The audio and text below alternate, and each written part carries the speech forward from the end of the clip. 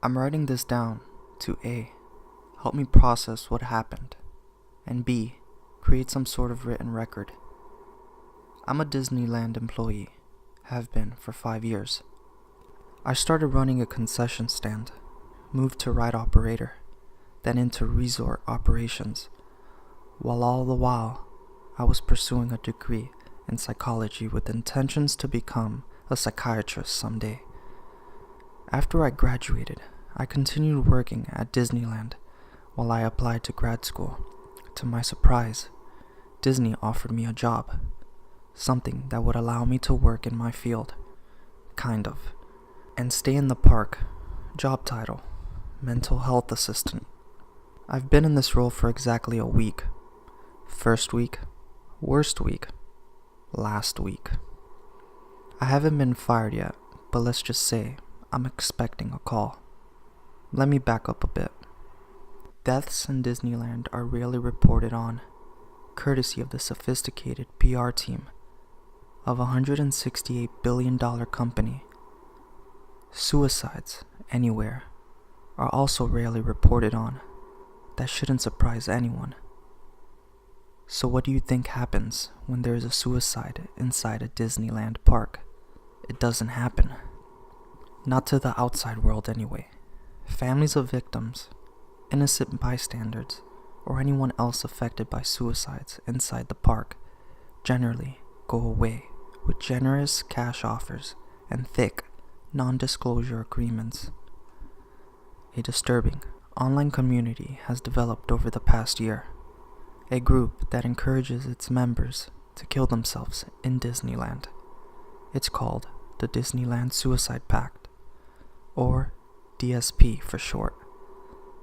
Their stated purpose is to serve as a metaphor to illuminate the stark contrast between the happiest place on earth and the utter horror and darkness of suicide. A metaphor that people who are happy on the outside can be dead on the inside. For some, a call back to when they were last happy. I think their actual purpose is to terrorize innocent people, to forever pervert happy childhood memories for the handful of people who happen to see the aftermath of suicide before staff cleans up. The suicides have become more frequent in recent months, leading Disney to create a mental health assistant role.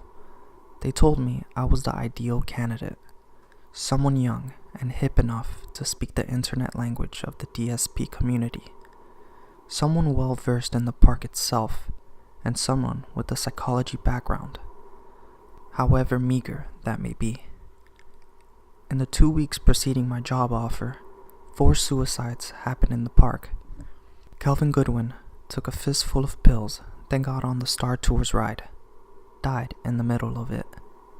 Clifton Hedges, pretending to fasten his seatbelt on the Guardians of the Galaxy Tower ride, finagled his way off the elevator near the top and jumped 200 feet down the elevator shaft, dying instantly upon hitting the top of the ascending elevator cabin.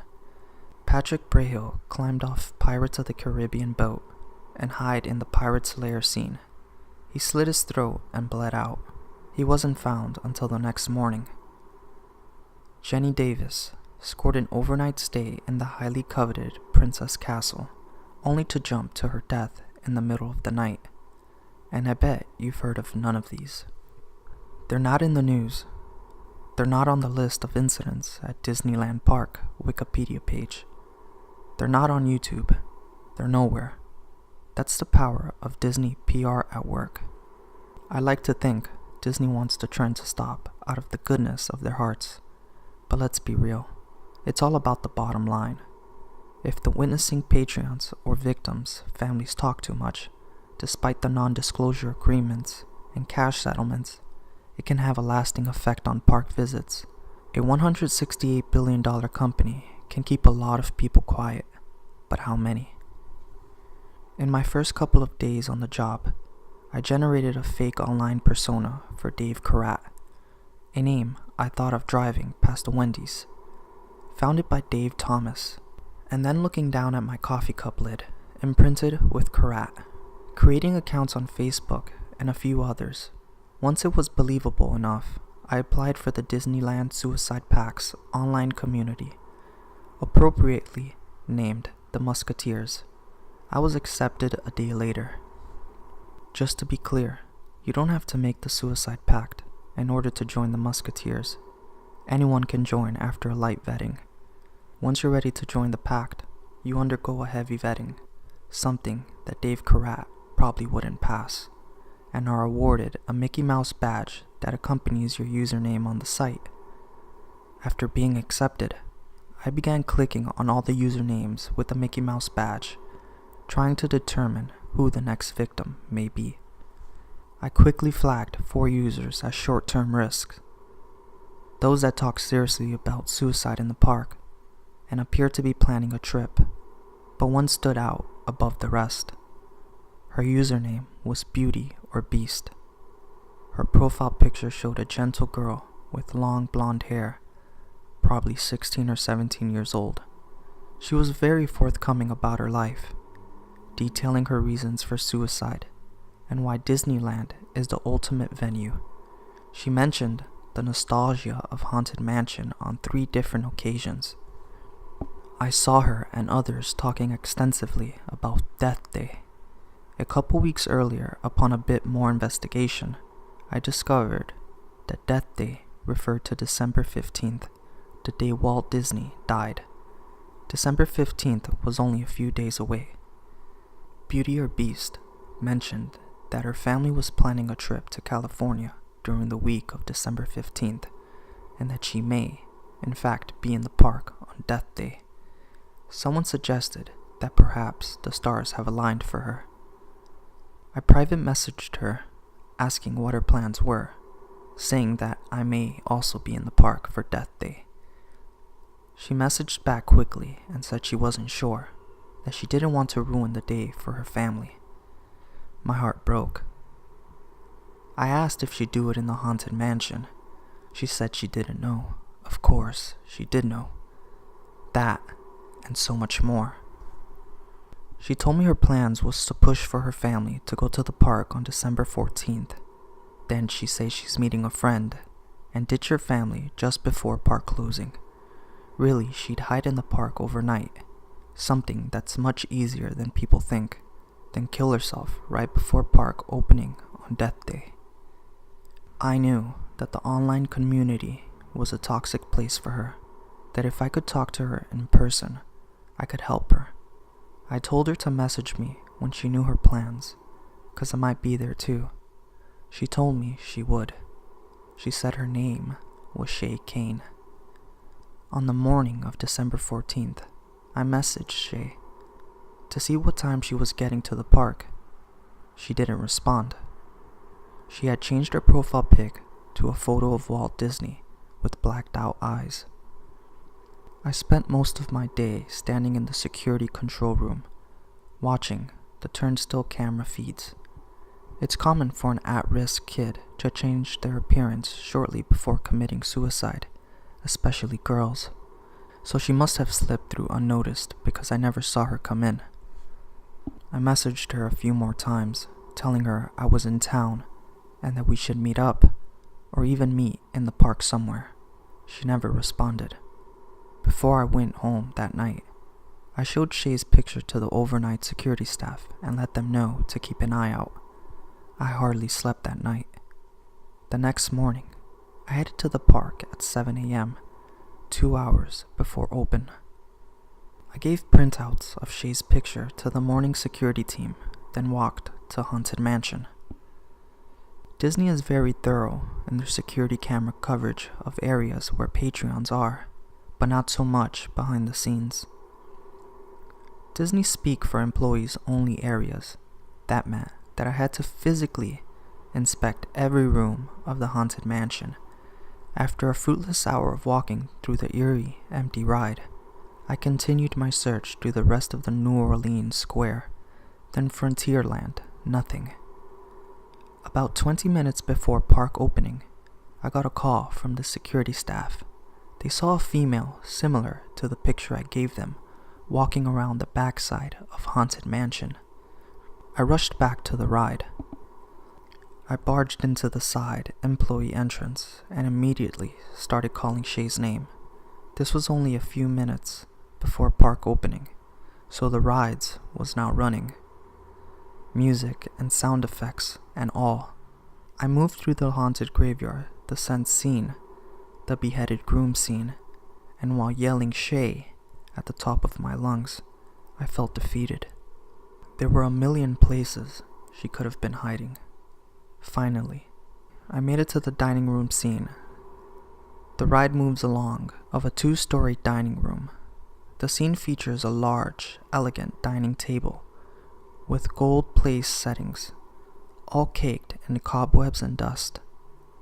There is a tall fireplace, floor wall moldings, high back chairs, and an ornamental windows. Holograms of ghosts dance around the room. Finally, I found her. She was standing on the mezzanine level, but over the railing about 15 feet from the tracks. She was holding a rope in her hands. Her hair was cut short. Shay! I climbed the railway and shimmied across the decorative mezzanine. I was worried the whole thing would collapse, since it was built for show, not to support actual people. She looked up to me. She had been crying. "Who are you?" "I'm Rich," I said. "What are you doing here? Can we talk?" She held the rope up for me to see. Her eyes followed it to where it tied around a fire riser behind us. I sat down next to her. "Tell me what's going on," I said. We sat in silence for about 2 minutes. I watched the ride cars roll by. Grim grinning ghosts come out to socialize. Playing in the background, they hadn't let people on the ride yet, which was a good thing. Eventually, she warmed up to me and began talking. She opened up about everything going on at school, at home, in her head. It became clear that she didn't want to kill herself. She had thought about it a lot, but when she became a part of the Disneyland Suicide Pact community and heard all the talk about Death Day, which happened to coincide with a planned family trip, she felt that it was her time. After about 20 minutes of talking, she paused and looked down. "There's something else," she said. "You can tell me anything." "I'm not the only one." "The only one what?" "Death Day. I'm not the only one that planned to kill myself on Death Day." A pit in my stomach grew. The room began spinning around me.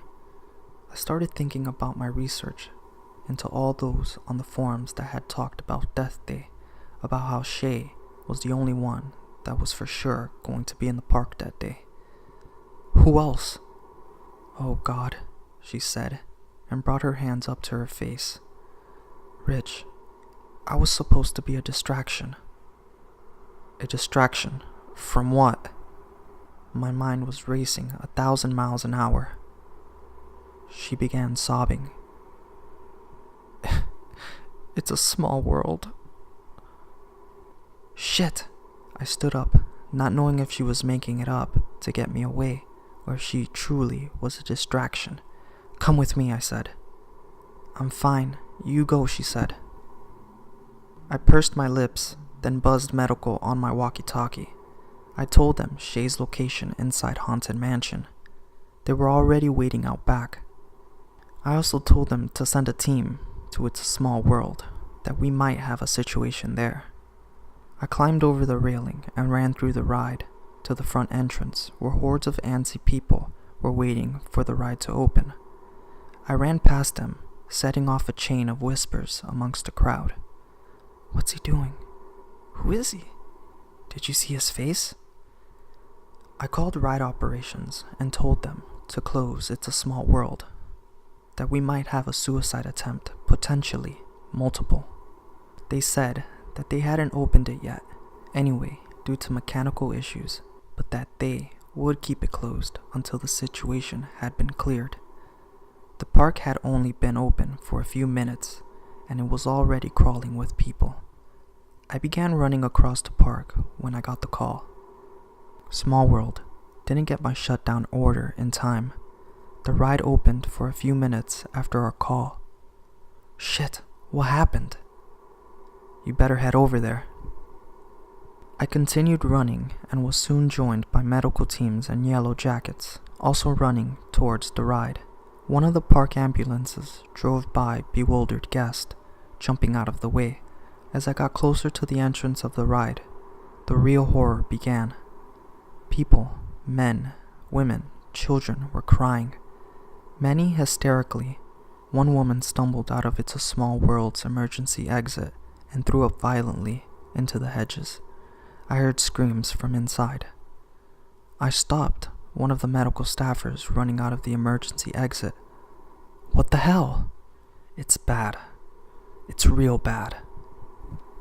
I pulled my employee badge out of my shirt so that it was visible. Park guests in the line began stopping me. Sir, do you know what's going on?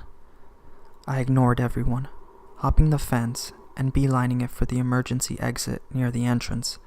People were still climbing out of the boats, following the emergency lighting to the exit. One of the ride operators came on the loudspeaker. Please calmly exit the boats. We're safe, and follow the arrows to the nearest emergency exit. Ride operators will assist those who need help. Parents, please shield your children's eyes through the Scandinavian exhibit. Parents carrying children filed past me along the emergency path. Keep your eyes closed, sweetheart. We're almost there. What were those people? Why was everyone screaming like that? Are those people hurt? The pit grew in my stomach as I moved through the North Pole exhibit and into the Scandinavian room.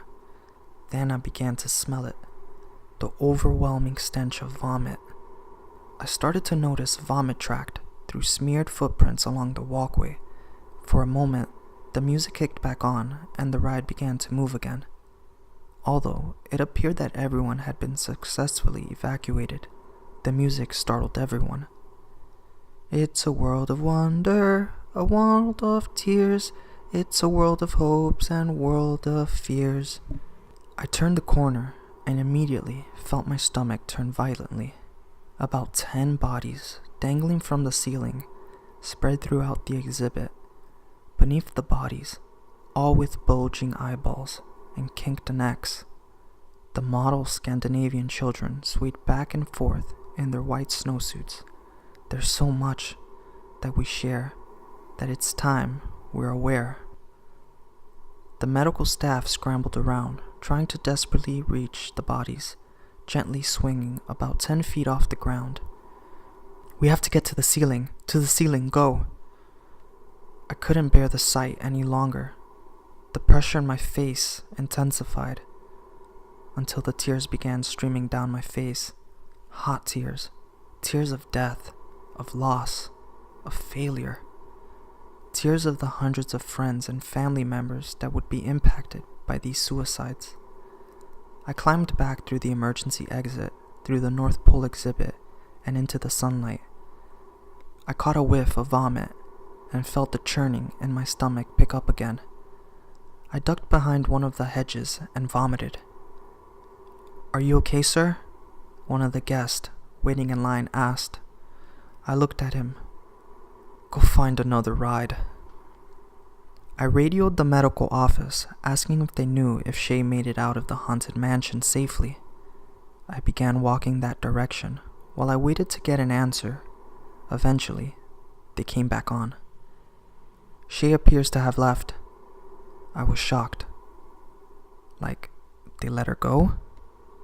No, she's made it back to the medical office and slipped out before she was evaluated. I began running to the medical office near the front of the park. The closer I got to the front gates, the more chaotic it got. Crowds of families were running for the exits. The customer service lines were packed, 50 people back, guests demanding refunds, I imagined. Disney is great at covering up incidents in isolation, but when 10 people commit suicide on one of the busiest rides right at opening, that's hard to recover from. The medical office was nearly empty since the suicide victims had all been taken by ambulance to various hospitals in the Anaheim area. I took a deep breath and looked around.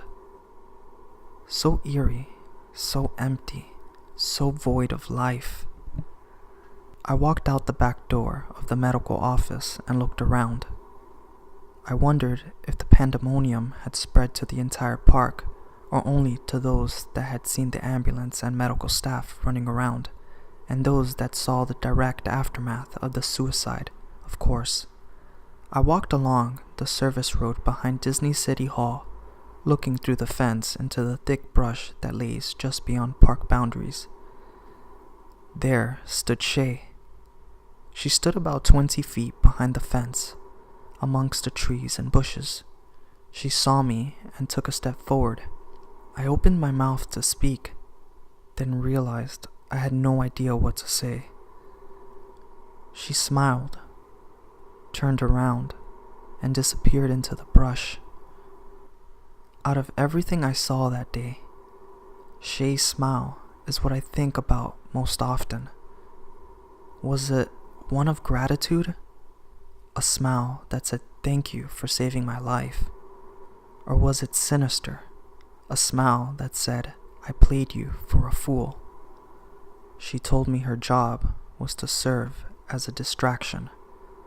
Whether she was planning on killing herself that day or not, she succeeded.